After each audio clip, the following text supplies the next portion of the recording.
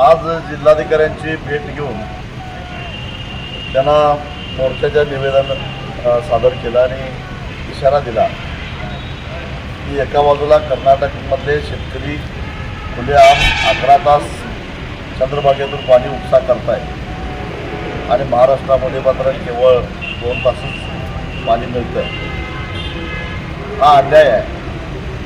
त्याचबरोबर जलसंपदा विभागानं पाण्याचं वाटप करत असताना विशाळपणा दाखवला आहे.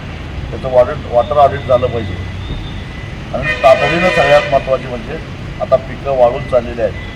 त्यामुळं आता जी काय 2 तास वीज दिली जाते ती मागं घेऊन किमान 7 ते 8 तास वीज दिली पाहिजे, तरच ही पिकं वाचणार आहे.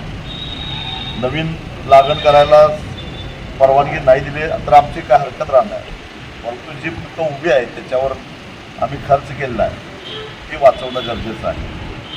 त्याचबरोबर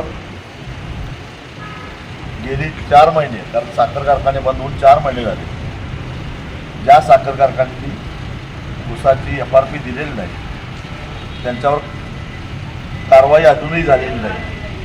ती तातडीनं व्हावी आणि ती जर होणार नसेल, शेतकऱ्याला पैसे मिळणार नसतील, कालच एका शेतकऱ्यानं दुर्दैवीरित्या आत्महत्या केली, तर ज्या पद्धतीनं बँका शेतकऱ्याच्या घरात घुसून त्यांचं भांडीकुंडी जप्त करतात तसं साखर कारखान्याचे संचालक आणि चेअरमन यांच्या घरात घुसून त्यांची भांडीकुंडी बाहेर काढल्याशिवाय शेतकरी राहणार. कायदा आपलं काम करणार नसेल तर वेळप्रसंगी शेतकऱ्याला कायदा हातात घ्यावा लागेल असा इशारा जिल्हाधिकाऱ्यांना दिला.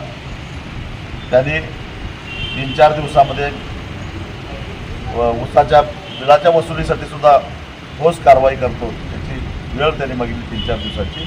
त्याचबरोबर पाणी वाढवून देण्यासंदर्भात एक प्रायोगिक स्वरूपामध्ये चंद्रभागेतल्या उपसाला परवानगी अधिक देण्यासाठी 1-2-3 दिवसामध्ये निर्णय घेतो असं आश्वासन दिलं.